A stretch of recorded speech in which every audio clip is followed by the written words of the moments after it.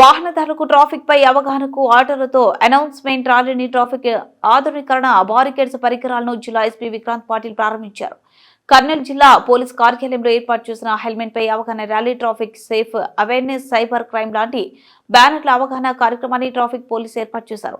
ఈ కార్యక్రమానికి ముఖ్య అతిథిగా జిల్లా ఎస్పీ విక్రాంత్ పాటిల్ పాల్గొన్నారు. ఆటో వాహన ర్యాలీ ఆటోలను 125 ట్రాఫిక్ నియంత్రణ బారికేడ్స్ ను ఆయన ప్రారంభించారు. సందర్భంగా జిల్లా ఎస్పీ మాట్లాడుతూ పట్టణంలోని జనసమూహం ఎక్కువగా ఉన్న ప్రాంతాల్లో డిజిటల్ బ్యానర్లు అతికించి రోడ్డు ప్రమాదాలు నివారించేందుకు హెల్మెట్ పై అవగాహనతో పాటు సైబర్ క్రైమ్ పై ప్రజల్లో అవగాహన కోసం కర్నూలు నగరం 15 ఆటోలతో ప్రచారం చేస్తూ నడుపుతారని తెలిపారు.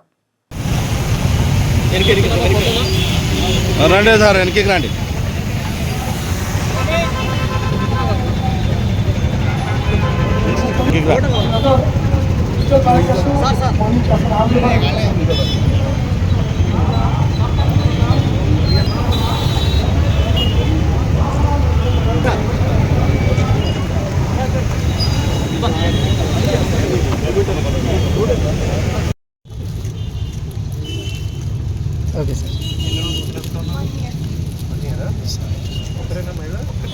ఎవరు కొత్తగా తీసుకురాలేదు అనంత బాబీ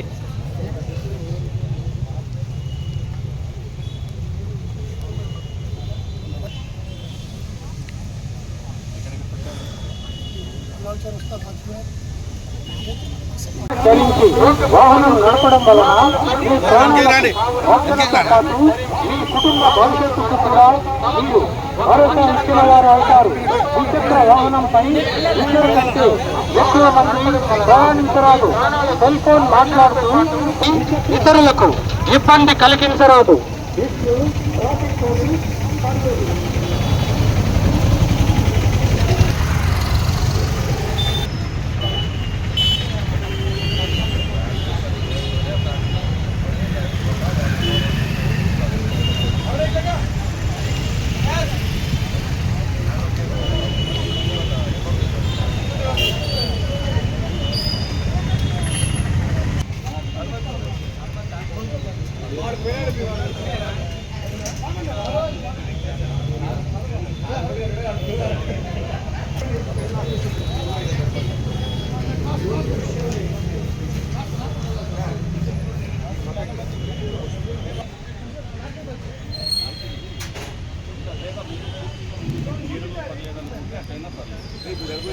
ఇవి కవర్ అవుతాయి, ఇది కవర్ అవుతుంది, అన్ని కవర్ అవుతాయి.